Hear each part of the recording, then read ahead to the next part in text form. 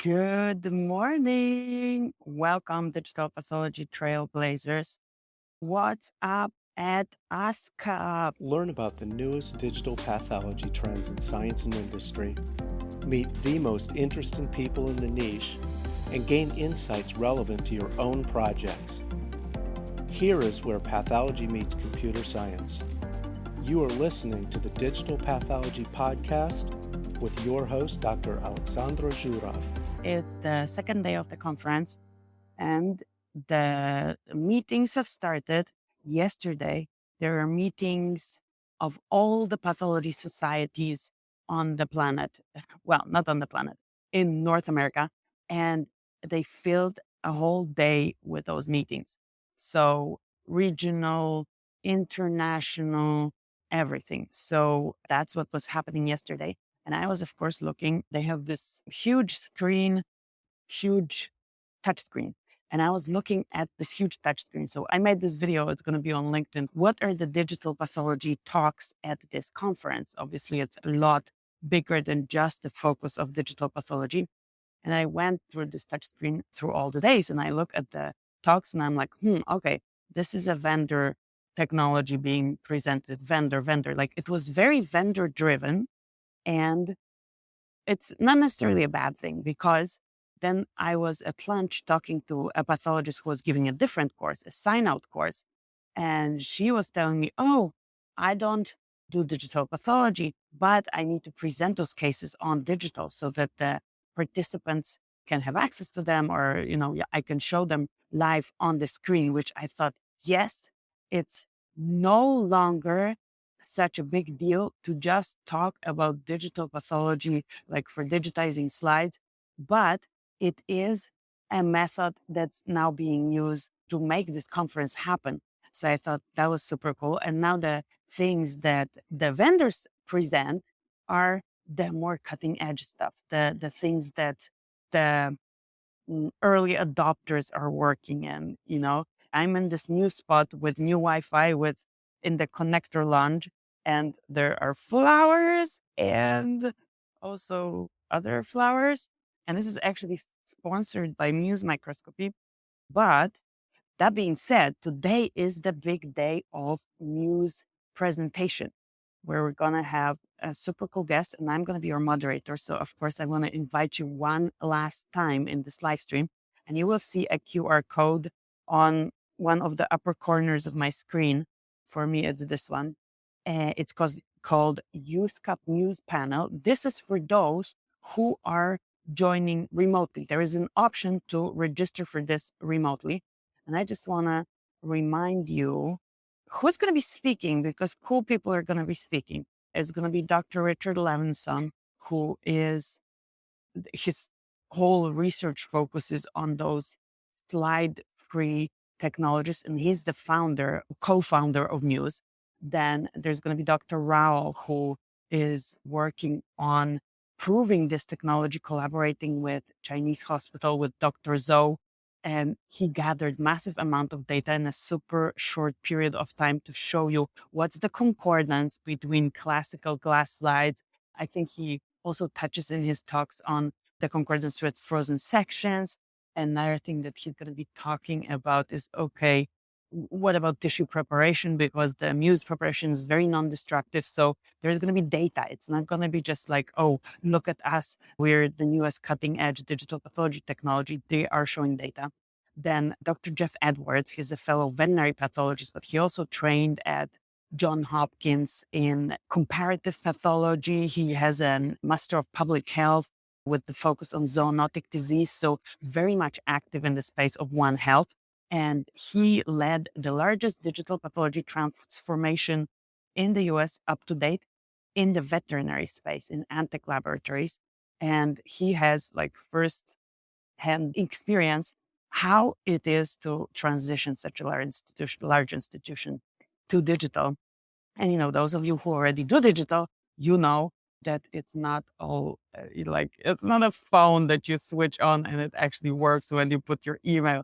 Yesterday, I had this discussion that with a representative from Nikon. I think we just sat next to each other at breakfast, and he was asking, "Oh, do you know any like consultants that is there, is this a niche in the digital pathology space, consultation for how to integrate digital pathology into workflows? And I'm like, not really. I sometimes consult, but I can consult like at a high level, not at the architectural level of your IT infrastructure in in your hospital, right? So often the hospitals or the institutions or whoever wants to go digital, they reach out to vendors, and then they work closely with IT. So I don't know if it's something that could be a job for somebody in the digital pathology space, but definitely the integration part is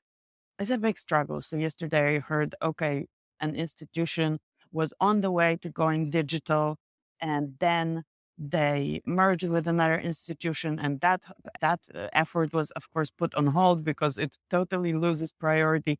And if I repeat myself, apologies. I didn't have a coffee. Starbucks was closed when I went. I came here, and then I saw there's a different coffee shop.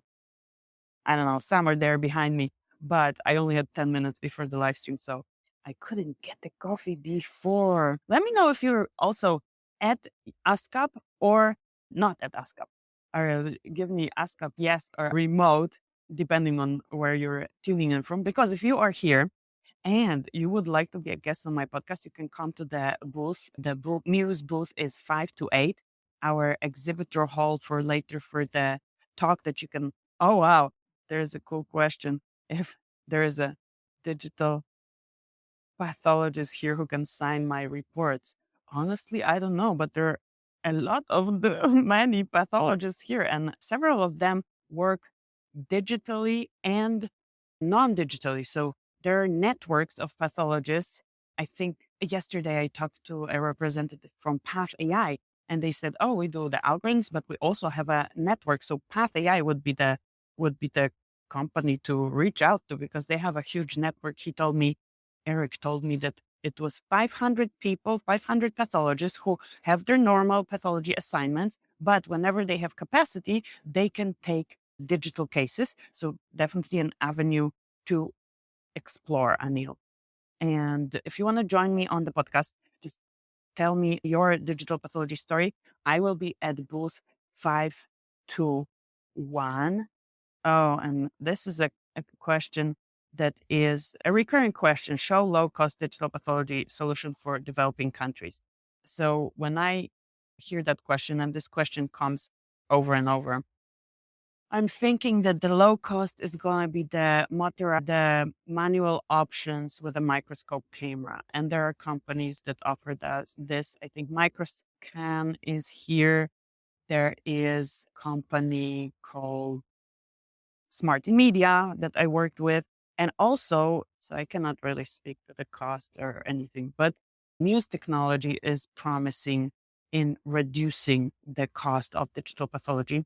And I also have notes for you. Yeah, that's a big thing. The digitization technologies for developing country, and there is a society, the Asian Society of Digital Pathology, that obviously has a lot of members from those countries. They were founded just last year. Yeah, I talked to Jun Fukuoka, the president of that society at last Path Vision, and he's going to be here. And what they do, I think they established centers where people can scan slides. So you can ship the slides there and then you get them digitized. So the society is kind of taking the lead on how to solve this thing in developing countries. Finally, the booths are ready. It took like 2 days for them to put up those booths. Now everything looks pretty. And I was talking to the MUSE team and I'm like, oh my goodness, they're taking so long. And they said, you know what? In our radiology days, it would take 7 days to put up a booth because it really was truly a construction something. So I stopped complaining. Yeah. And then I also talked to the PathPresenter team. So PathPresenter is an application. I use the free version where you can upload your slides. You can also look at other people's slides. This is absolutely for free and you can access it. Is there any application we can get a report signed? I would reach to the vendors who have those networks. And PathPresenter would be one of the vendors who to reach to because they have a second opinion consultation platform. So I think maybe that's an option. I would look at PathPresenter. I would look at PathAI. There is also Diaagnexia, remote pathology services companies. Look into PathPresenter and what they say, PathAI, and see with them. And there are also labs that are deploying it, but I don't remember the names. What else did I want to? So I was whining about how long it takes for the booth, but now everything is pretty. I think everything arrived, or what did not arrive is not going to arrive anymore. So I was talking about PathPresenter. So that kind of ties into the question, okay, low resource. So they have a free version of the platform, and there is a paid version where you can look at cases, do like measurements and all the like full blown suite of an image management system. And they have all kinds of integrations. So they had a webinar before this conference, and the founder is Raj Singh. I saw him yesterday after my live stream. He was running. It's like, oh, I catch you later. He's a very busy one.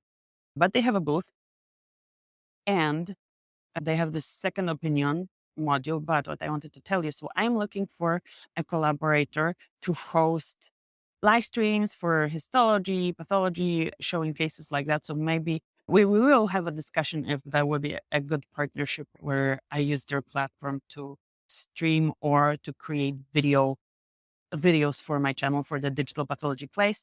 We'll see how that goes, if we can help each other. And that's it for the update from yesterday. So I was excited about the touch screen that you will see a post on LinkedIn about where I was looking at digital pathology lectures. But when I went to the poster hall, so they have analog posters. They were building, it wasn't ready yet. They were building the poster walls. And I'm like, yes, please just put them there and let me look at them when I have time. Because what happened at PathVisions, I was super excited that the posters were digital and so cool.